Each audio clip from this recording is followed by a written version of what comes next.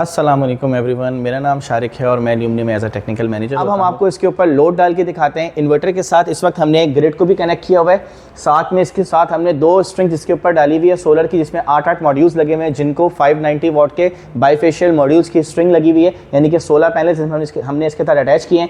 इसके अंदर हम आपको इसकी मैक्सिमम सोलर प्रोडक्शन भी दिखाएंगे। इस वक्त वीक टाइम हो रहा है, ऑलमोस्ट 11 बज रहे हैं, और मैक्सिमम आपको इसकी परफॉर्मेंस भी दिखाएंगे और साथ साथ इसका हम आपको इंशाल्लाह डुअल आउटपुट का भी फीचर टेस्ट करवाएंगे। हम इसके ऊपर लोड डालना स्टार्ट करने वाले हैं।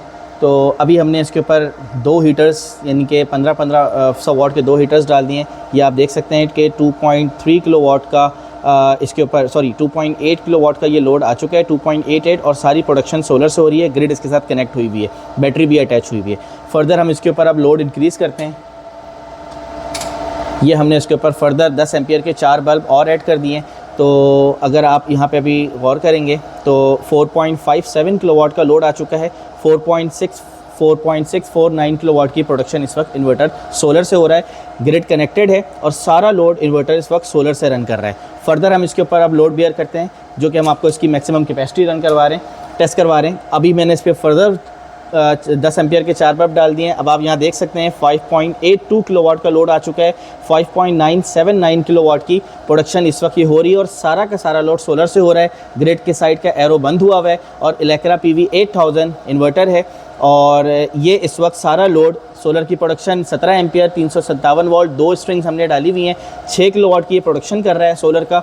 और इस वक्त जो लोड है इसका साथ साथ चार्जिंग भी कर रहा है बैटरी को, और 5.79 किलोवाट का लोड डाला। जैसा कि आप यहाँ पे स्क्रीन पे देख सकते हैं ऑलमोस्ट 6.72 किलोवाट का लोड ये चल रहा है। सोलर 6.3 किलोवाट जनरेशन कर रहा है।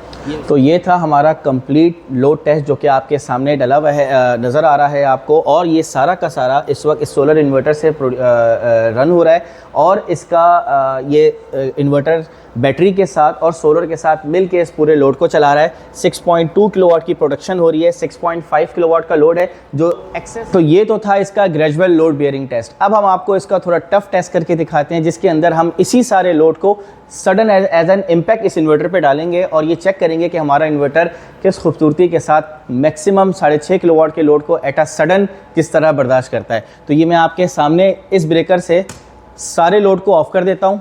हीटर्स भी ऑफ हो गए हैं हमारे, ये ग्रेजुअली अभी ये कूल डाउन हो जाएंगे, ठंडे हो जाएंगे।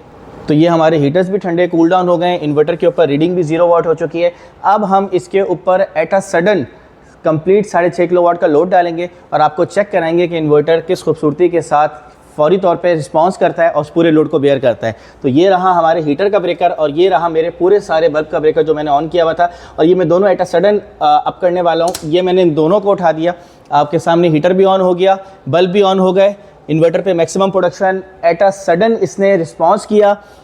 मैक्सिमम लेवल पे 6.5 किलोवाट की प्रोडक्शन आ चुकी है। सोलर भी साथ साथ प्रोडक्शन पे आ चुका है। तो ये थी इस इन्वर्टर की बेहतरीन performance. Although it is not recommended कि आप इस पर इस तरह सडन इस पर लोड करें।